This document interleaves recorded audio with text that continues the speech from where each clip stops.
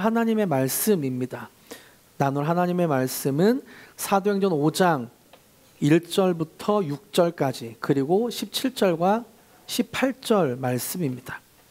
사도행전 5장 1절부터 6절까지 그리고 17절과 18절입니다.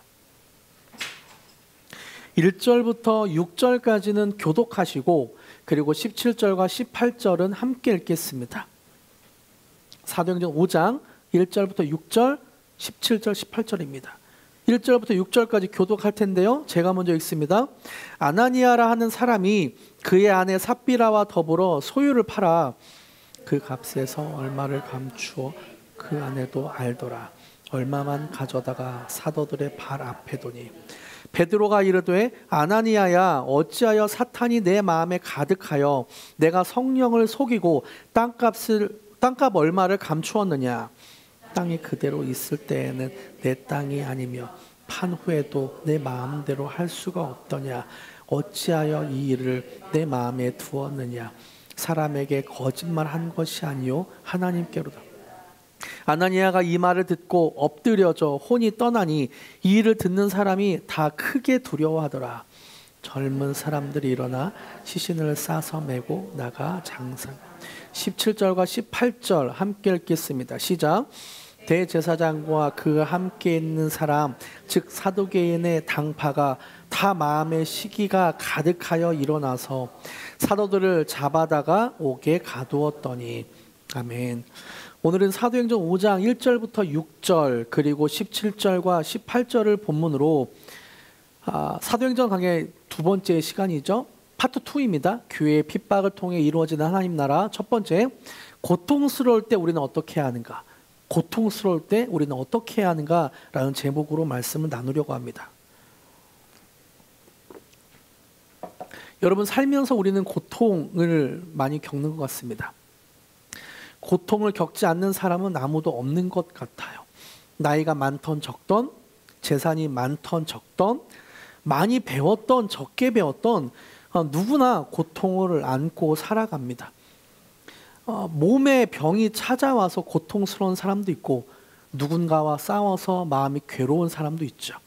때로 대학 입시, 취업, 승진 등의 실패에서 좌절을 맛보기도 하고 사랑하는 사람과 이별 앞에서 비통함을 느끼고 또 부모님이나 배우자, 자녀의 죽음 앞에 말할 수 없는 고통을 느끼기도 합니다. 여러분은 살면서 언제 가장 고통스러웠나요? 언제 가장 고통스러운 그런 느낌을 받으셨습니까? 혹시 지금 그 고통의 한복판에 서 있진 않습니까? 기독교 작가 C.S. 루이스는 사랑하는 아내를 잃었을 때 깊은 고통을 느꼈다라고 말합니다. 그는 자신이 겪었던 고통을 책으로 펴냈는데요.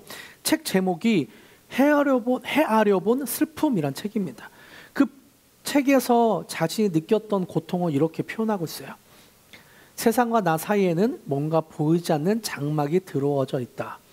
다른 사람이 뭐라 말하든 받아들이기 힘들다. 아니, 받아들이고 싶지 않은 게다. 만사가 너무 재미없다. 그러면서도 사람들이 곁에 있어 주기를 바란다. 집이 텅 빌 때가 무섭다. 사람들이 있어 주되 저희들끼리만 이야기하고 나는 가만히 내버려두면 좋겠다. 어떤 느낌인가요? 혼자 있고 싶진 않은데 사람들이 자신에게 뭐라고 하거나 참견하기 너무 싫은 그런 느낌이라는 거죠. 이런 먹먹한 고백처럼 우리도 때로 세상과의 단절감, 이유 없는 무기력감, 그리고 혼자 있고 싶으면서도 혼자 있기 두려운 그런 복잡한 감정에 사로잡힐 때가 있습니다. 혹시 지금 이런 느낌을 받고 있는 분은 없습니까?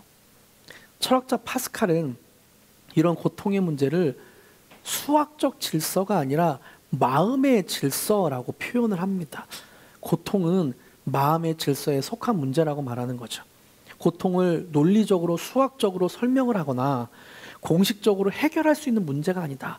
마음으로 느껴지는 1차원적인 것이다 라고 파스칼은 말한 거죠. 여기서 우리는 중요한 질문이 생깁니다. 왜 이런 먹먹한 삶의 고통이, 왜 내가 견디기 힘든, 생기기 싫음, 생기지 않았으면 좋겠는 이런 고통이 우리의 삶에 찾아오고, 또 우리는 이 고통을 어떻게 이해해야 될까? 또 이 고통을 겪을 때 우리는 어떻게 행동을 해야 될까? 그런 질문들이 생깁니다. 이런 질문들을 가지고 사도행전 5장 말씀을 좀 함께 살펴보고 싶어요. 우리가 함께 읽은 사도행전 5장에는 고통에 대한 두 가지 관점이 나옵니다. 첫 번째는 자신의 죄로 인해 생기는 고통의 문제가 있고, 두 번째는 다른 사람의 죄로 인해 생기는 고통의 문제가 있습니다. 두 번째는 선한 일을 하다가 생기는 어려운 고난, 억울한 고난의 문제가 표현하고 있습니다. 먼저 첫 번째, 자신의 죄로 생기는 고통의 문제를 한번 좀 살펴봅시다. 사도행전 5장 전반부에는 아나니아와 삽비라의 이야기가 나옵니다. 그 당시에는 교회가 막 생겨난 시대였고, 사람들이 성령이 충만해서 자신의 재산을 팔아서 나누는 아름다운 문화가 있었습니다. 그 당시에 고아나 과부, 가난한 사람들을 자신의 재산을 팔아서 돌보는 아름다운 문화가 있었죠. 사도행전 4장에는 바나바라는 사람이 땅을 팔아서 그 돈을 전부 교회에 드리는 모습도 기록되어 있습니다.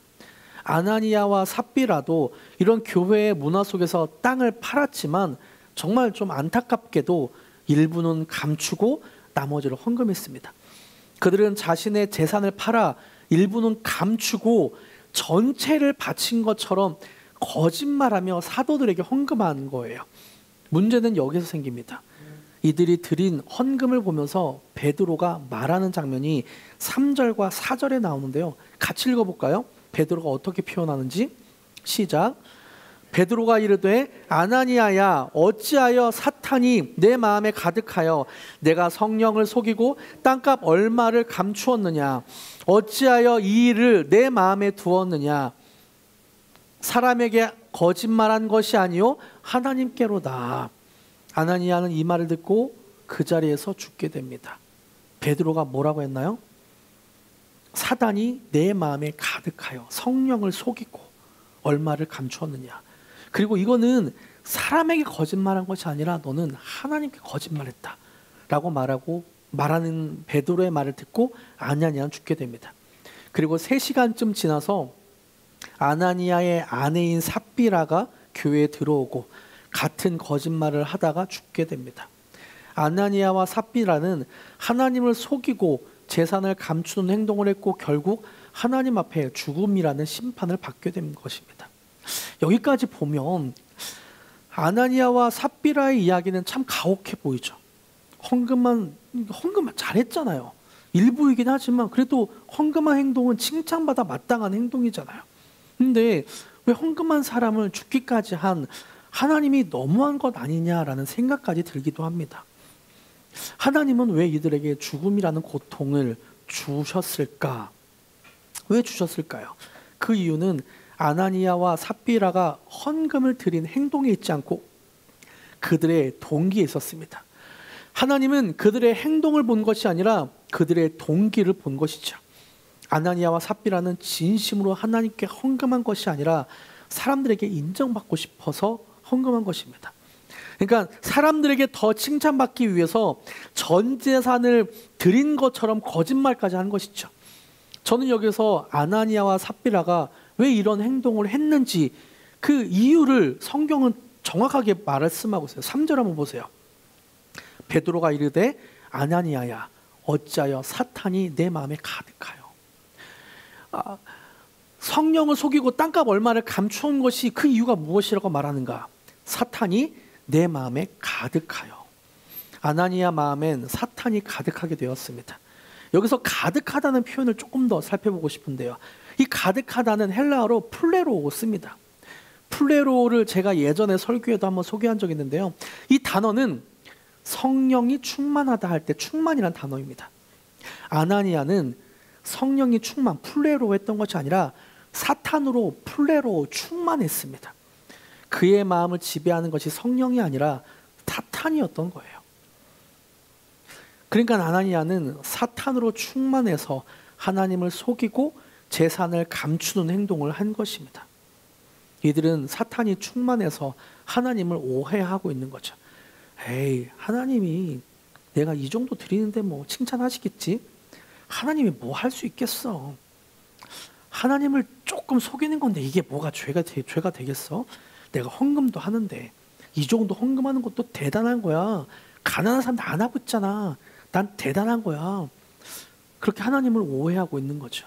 자신이 엄청 대단한 것을 하는 것처럼, 하나님 앞에 엄청 대단한 것처럼 하는 것처럼 착각하고 있었다는 거예요. 그들은 하나님의 전지전능하신 모든 것을 아시는 하나님을 잊고 사람들의 시선에만 집중했습니다.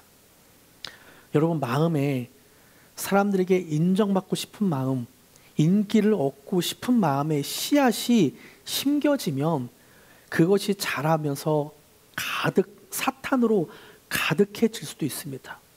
이렇게 사탄으로 가득해지면 하나님을 오해하게 만들기도 하죠.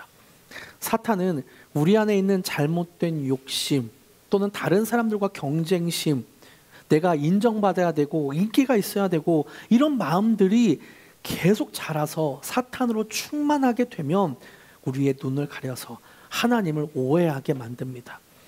이럴 때 우리에게 필요한 것이 있어요. 사탄이 우리의 마음을 자꾸 주장하려고 할 때, 우리가 사람들의 인기를 얻고 싶고 인정을 받고 싶고 자꾸 그런 마음이 커갈 때 우리가 해야 될 것이 있죠. 그것이 무엇일까요? 우리는 회개를 해야 됩니다. 회개.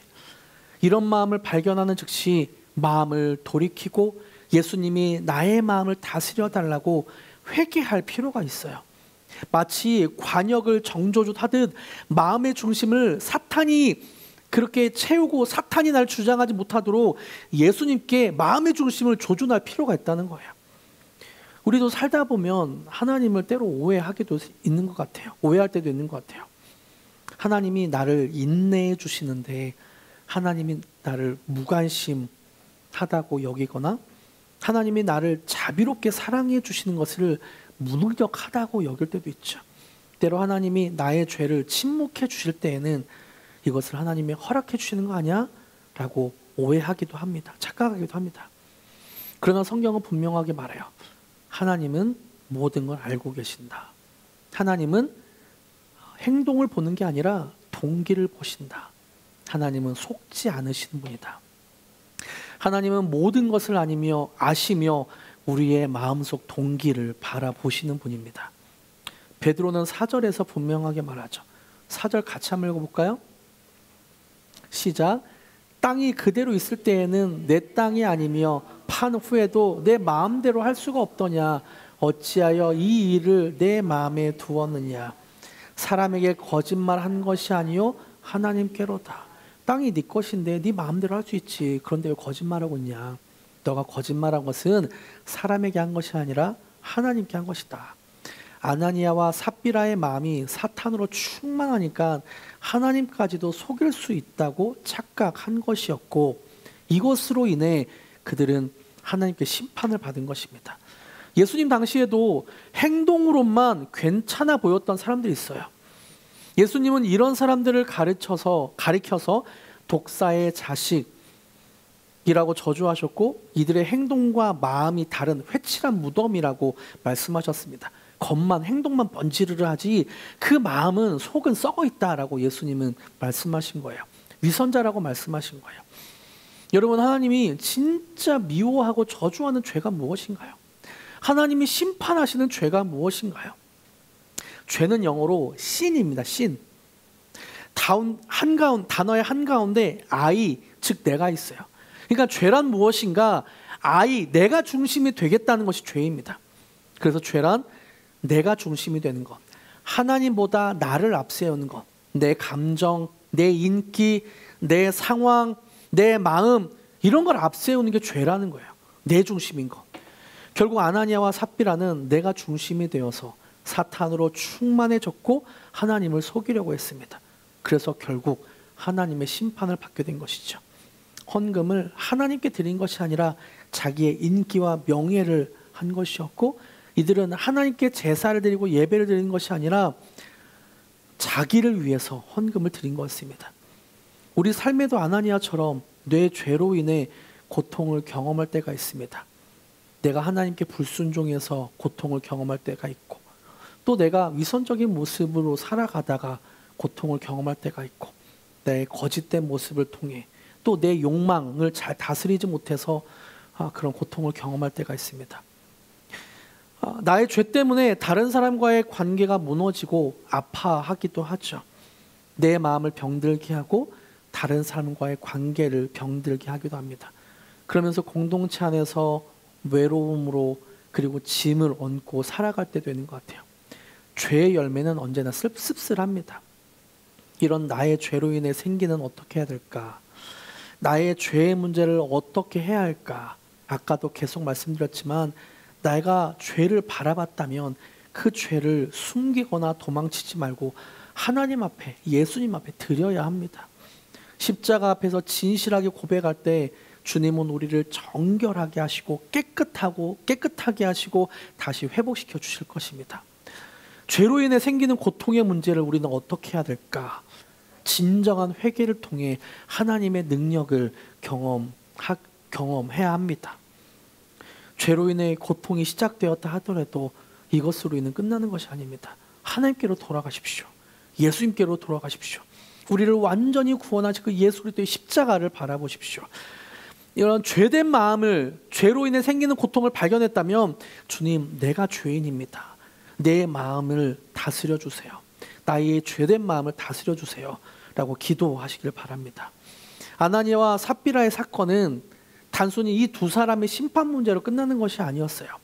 고통이 하나님이 죄지으면 심판하셔라는 것을 보여주는 것만으로 끝나는 것이 아니었습니다. 왜냐하면 그 뒷구절 11절을 보면 공동체에 어떤 일이 생겼는지를 보면 알 수 있죠. 11절 같이 한번 읽어볼까요? 아나니아와 삽비라를 통해 생긴 공동체의 어떤 특징. 시작. 온 교회와 이 일을 듣는 사람들이 다 크게 두려워하니라. 그러면서 사람들은 하나님은 죄를 미워하시는구나. 하나님을 속일 수 없구나. 온 교회가 알게 됐습니다. 온 교회가 누구도 하나님을 속일 수 없고 하나님은 다 아시는구나.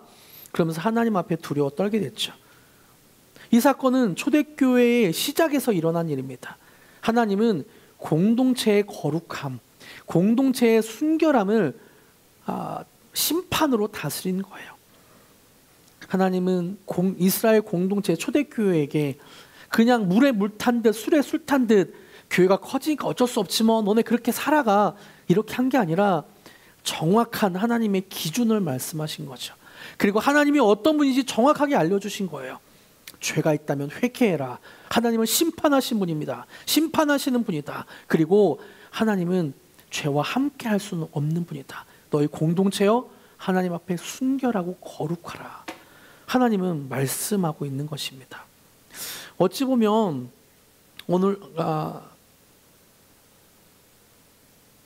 이런 하나님의 심판하심 또 하나님을 두려워하게 하는 그 사건을 통해 이후에 하나님은 큰 일을 더 행하십니다. 큰 능력을 행하세요. 그 바로 다음에 놀라운 일들이 벌어집니다. 교회 안에 하나님의 능력이 폭발적으로 일어나는 거예요. 병든 자들이 고침을 받고 귀신 들린 자들이 회복되고 심지어 베드로의 그림자에 닿기만 해도 병이 낫는 기적들이 일어났습니다. 여기서 중요한 것은 교회가 회개와 거룩을 회복할 때 이런 기적들이 놀랍게 일어나고 하나님의 임재가 놀랍도록 더 충만해졌다는 사실이에요. 어찌 보면 오늘날 교회의 능력이 많이 축소된 그런 이유를 저는 여기에서 좀 발견하게 됩니다. 오늘날 교회가 하나님의 능력을 잃어버린 이유는 혹시 성령보다 사람들을 두려워하고 죄를 가볍게 여기며 거룩을 추구하지 않기 때문은 아닐까라는 조심스러운 생각을 해봅니다. 우리가 진정으로 하나님의 거룩을 사모하고 우리 공동체가 죄를 미워할 때 교회는 다시금 생명의 능력을 회복할 것이라고 저는 생각합니다. 여러분, 교회는 단순히 고통을 위로해 주는 곳이 아닙니다. 죄로 인해 생기는 고통을 위로해 주는 곳이 아니에요. 죄를 직면하게 하고 회개함으로써 그 사람에게 생명이 회복되게 하는 그런 공동체가 바로 교회입니다.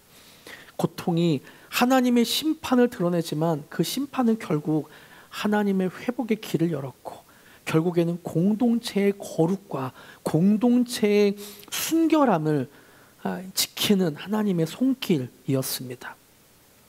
첫 번째가 나의 죄로 생기는 고통이라면 두 번째는 다른 사람의 죄로 인해 생기는 고통입니다.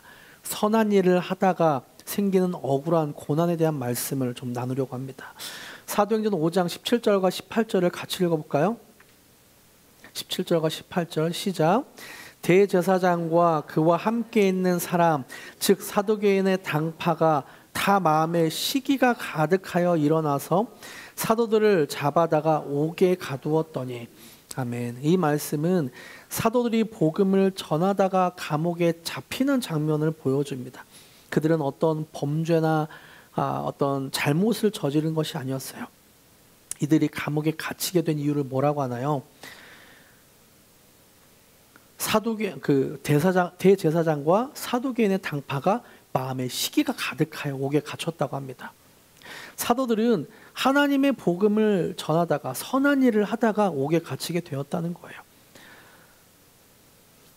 이들은 사도들이 행하는 표적과 기사, 사도들이 전하는 복음에 사람들이 동요하자 자기들의 위치, 영적인 지도자라는 위치가 위태로울 것 같아서 마음에 시기가 생겼습니다.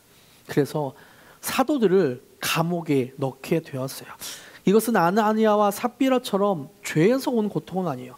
사도들 입장에서는 죄를 지어서 이런 고통이 생긴 것은 아니었습니다. 오히려 하나님의 선한 사역을 하다가 억울하게 받는 고난이었죠. 신앙생활을 하다 보면 우리도 이런 억울한 고난을 경험할 때가 있어요. 정직하게 말했는데 오해를 받기도 하고, 복음을 전하려는데 조롱을 받기도 하고, 정말 사랑을 다해서 충고를 했는데 미움을 사기도 합니다.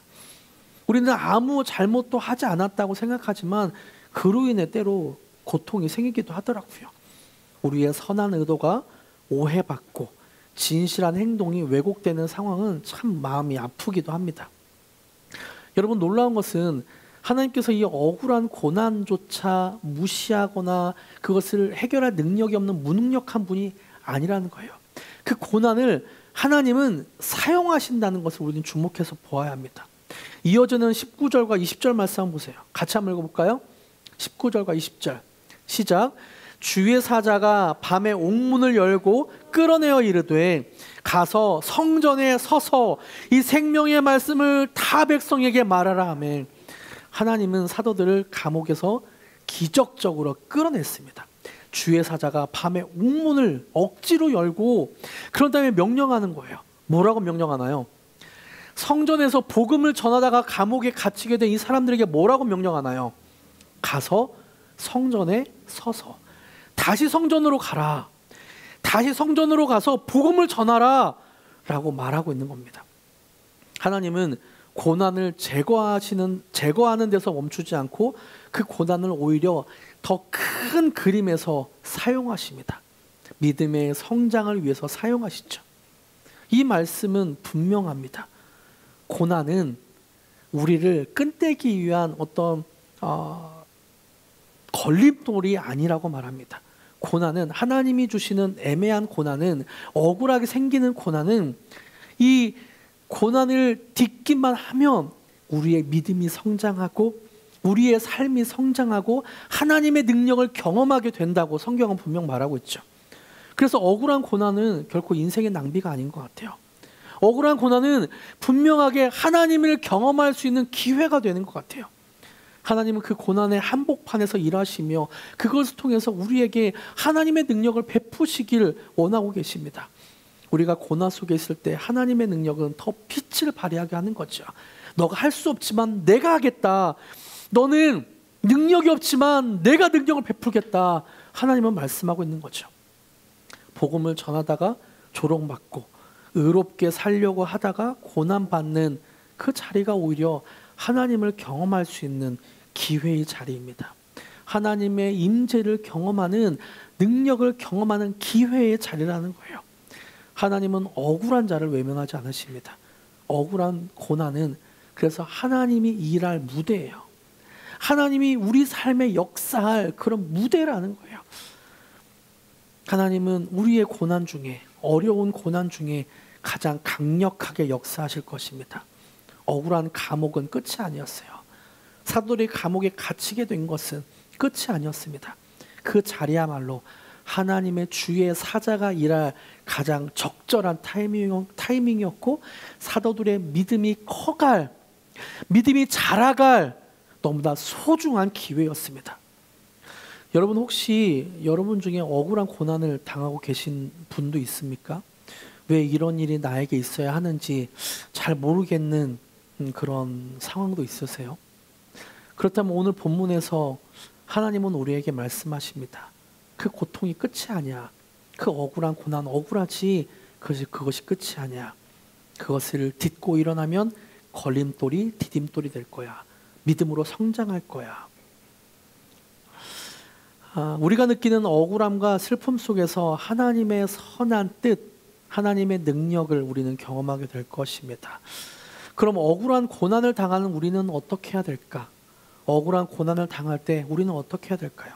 42절에 억울한 고난을 당했던 사도들의 행동이 나옵니다. 같이 한번 내가 이렇게 살기를 원합니다. 이렇게 다짐하며 믿음으로 고백하는 마음으로 같이 한번 읽어볼까요? 42절 시작. 그들이 날마다 성전에 있든지 집에 있든지 예수는 그리스도라고 가르치기와 전도하기를 그치지 아니하니라. 사도들은 감옥에서 풀려나자마자 다시 성전으로 가서 다시 감옥에 갇힐 위험이 있었지만 예수는 그리스도라고 선포합니다. 성전에서만 예수님을 전했나요? 그렇지 않죠. 집에서도 예수는 그리스도라고 가르치고 전도하기를 그치지 않았습니다. 하나님의 능력을 경험하니까 더 강하게, 더 담대하게 일어나는 거예요. 사도들은 고난에 굴하지 않고 더욱 담대하게 하나님께 순종하며 복음을 전했습니다. 그들의 고난은 복음의 불을 더 활활 타오르게 하는 연료가 되었어요. 이것이 복음을 따르는 사람들의 모습입니다. 고난은 복음을 막지 못합니다. 오히려 고난을 통해서 복음은 더 깊게, 더 넓게 우리를 경험하게 하고 전해 짓게 되는 거죠. 마치 씨앗이 땅 속에서 죽어야만 새로운 생명을 맺듯이 우리가 예수 그리스도의 십자가를 지을 때 우리는 죽고 복음의 열매로 하나님을 더 경험하게 될 것입니다. 말씀을 맺겠습니다.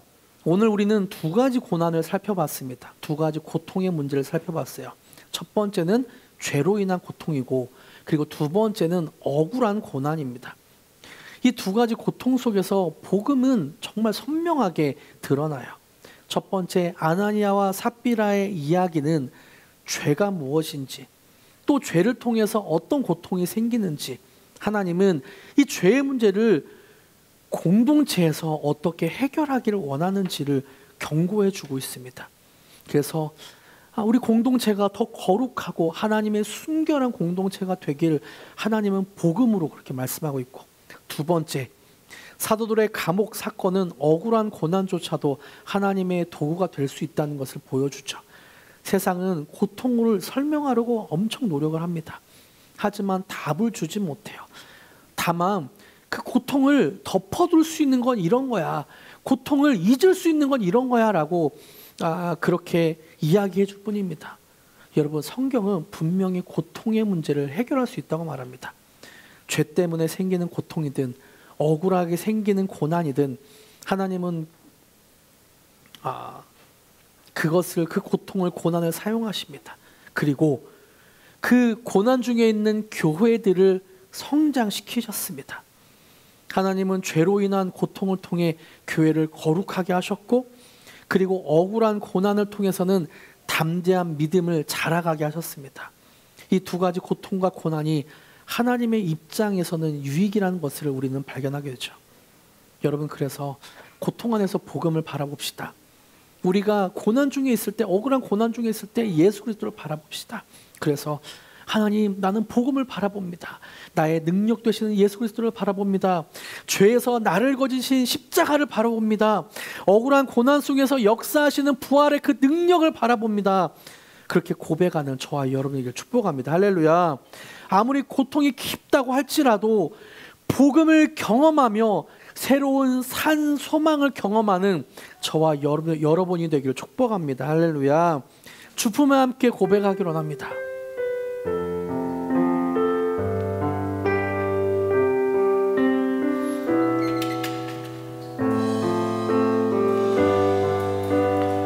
주품에 함께 찬양합시다.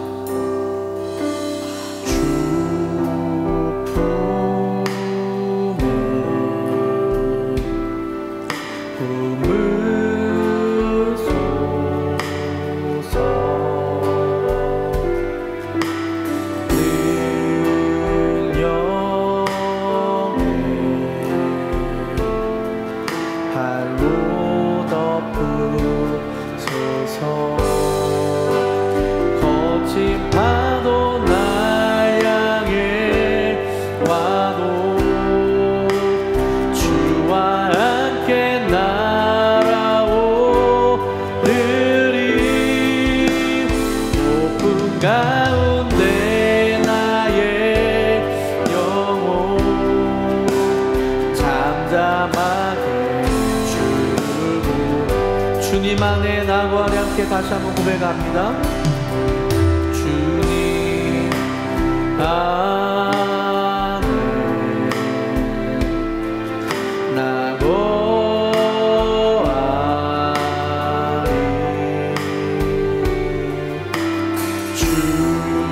주님 나 잠잠히 파도 날 향해 와도 주와 함께 날아오르리. 높은 가운데 나의 영혼 잠잠하게 주고 거친 파도 날 향해 와도 거친 파도 날 향해 와도 주와 함께 날아오르리. 높은 가운데 나의 영혼 잠잠하게 주고. 다시 한번 고백했으면 좋겠는데요, 다시 한번 고백할 때는 가슴에 손을 이렇게 얹어봅시다. 가슴에 손을 얹고 내가 정말 주님 안에 주 품에 그렇게 있기로 합니다. 복음 안에 있기로 합니다. 고통과 고난이 있다 할지라도 그것을 선으로 바꾸시는 그 하나님의 품 안에 있기로 합니다. 아무리 어려운 상황에서도 내가 믿음이 성장하며 내가 순결해지길 간구합니다. 이렇게 고백하는 마음으로 다시 한번 고백했으면 좋겠습니다.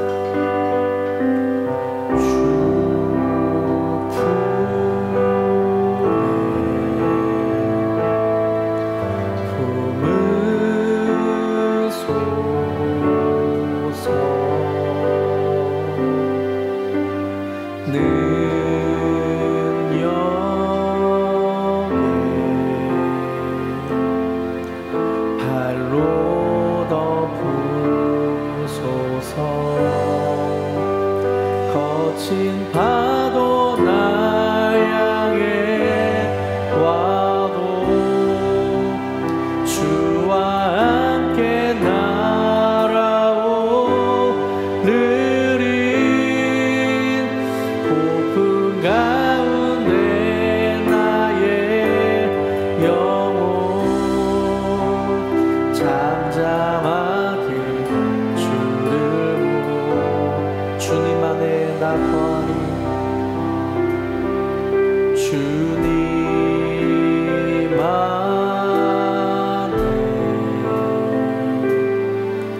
나 거하리.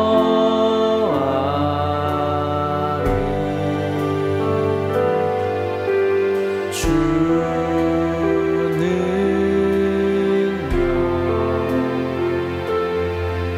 나 잠잠히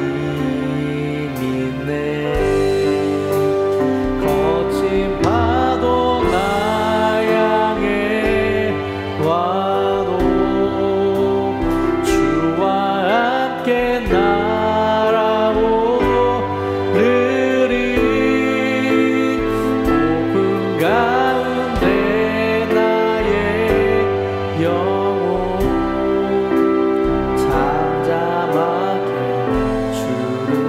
거친 파도 날 향해 와도 거친 파도 날 향해 와도 주와 함께 날아오르리 폭풍 가운데 아멘. 잠잠하게 주를 보리라.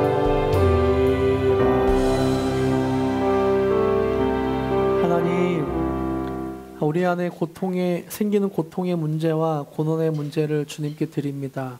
혹시나 죄로 인해 생기는 고통들이 있다면 주님 앞에 마음을 다시 정조준하고 주님께로 돌아가오니 예수님의 보혈로 거룩하게 하여 주시옵소서. 그래서 우리가 주님 앞에 회개하며 우리의 삶을 돌이킬 때 예수님을 통해서 더욱 거룩과 순결을 경험하는 우리가 되게 하여 주시옵소서. 또 때로 억울하게 생기는 고난도 있습니다. 이 고난 속에 우리가 하나님을 원망하며 세상을 탓하기보다는 주님께서 일하실 기회로 삼길 간절히 간구합니다. 하나님 그렇게 기회로 삼겠습니다. 그래서 우리가 억울하게 생기는 고난이 하나님의 능력을 경험하는 자리, 하나님의 힘을 느끼는 자리, 그리고 우리의 믿음이 자라가는 그 자리로가 되게 하여 주시옵소서. 그래서 우리가 날마다 고난을 통해 하나님을 더 깊이 경험하게 하시고 더 순결하게 하시며 우리 교회가 그렇게 거룩과 순결의 능력이 나타나는 교회가 되게 하여 주시옵소서.